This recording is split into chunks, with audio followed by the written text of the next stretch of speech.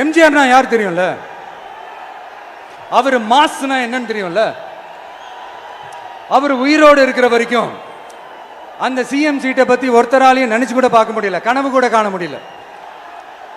எப்படியாவது அந்த சிஎம் சீட்டை என்கிட்ட கொடுத்துருங்க, என் நண்பர் எம்ஜிஆர் திரும்ப வந்ததுக்கு அப்புறம் நான் திருப்பி கொடுத்துட்றேன்னு தன்னோட எதிரியை கூட மக்கள் கிட்ட கெஞ்ச வச்சவர் எம்ஜிஆர். எப்படி கெஞ்ச வச்சவர். ஆனா இப்போ அவர் ஆரம்பிச்ச அந்த கட்சியை, எம்ஜிஆர் அவர்கள் ஆரம்பிச்ச அந்த கட்சியை கட்டி காக்கிறது யாரு?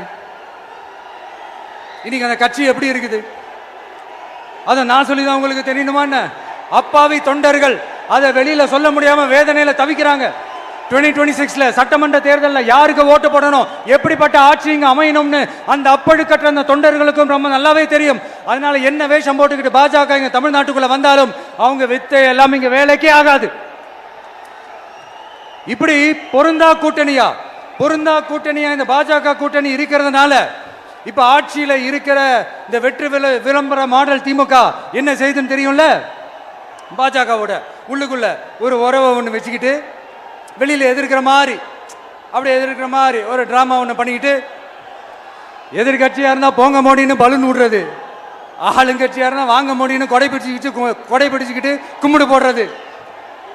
இது மட்டுமா? ஒரு ரைடுன்னு ஒன்று வந்துட்டா போதும், இது வரைக்கும் போகவே போகாத ஒரு மீட்டிங், அதை காரணம் காட்டி டெல்லிக்கு போறது, அங்க ஒரு சீக்ரெட் மீட்டிங் நடத்துறது. நல்லா நோட் பண்ணணும் மக்களே, அந்த மீட்டிங் அப்புறம் இந்த இஷ்யூ அப்படியே காணாம போயிருக்குமே. அதேதான் Stalin uncle, what uncle is very wrong uncle.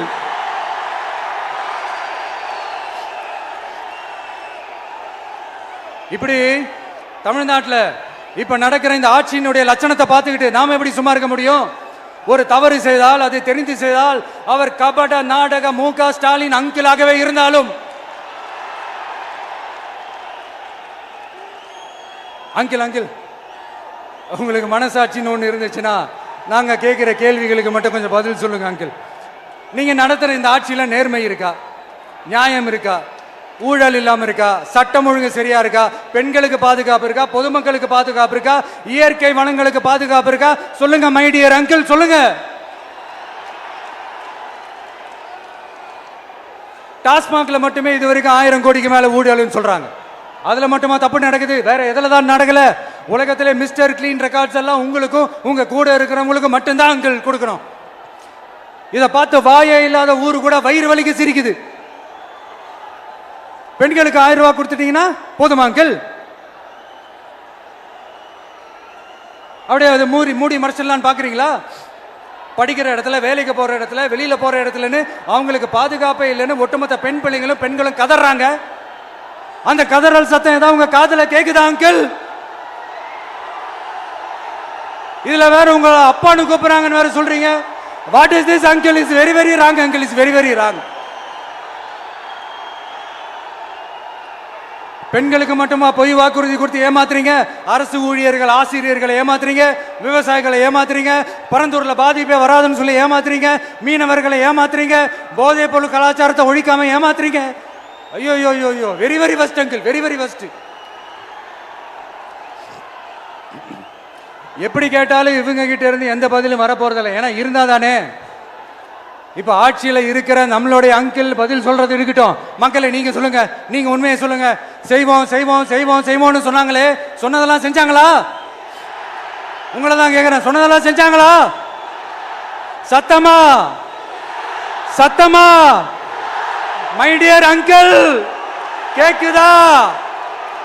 மக்களோட சத்தம் கேக்குதா? இது வெறும் சாதாரணமான முழக்கம் தான். கூடிய சீக்கிரம் மக்களை போய் சந்திக்க போறேன், அவங்களோட மனசு விட்டு பேச போறேன். அதுக்கப்புறம் இந்த சாதாரணமான முழக்கம் இடி முழக்கமா மாறும்.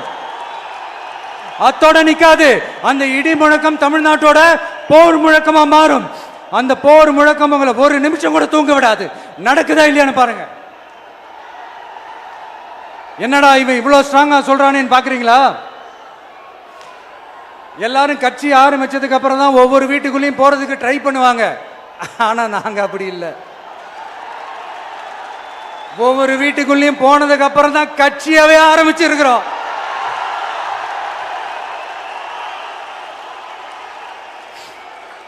அதனால ஒட்டுமொத்தமா எல்லாருமா சேர்ந்து இந்த திமுக ஆட்சிய கபட நாடக திமுக ஆட்சிய 2026 தேர்தலில் வீட்டுக்கு அனுப்புறோம்.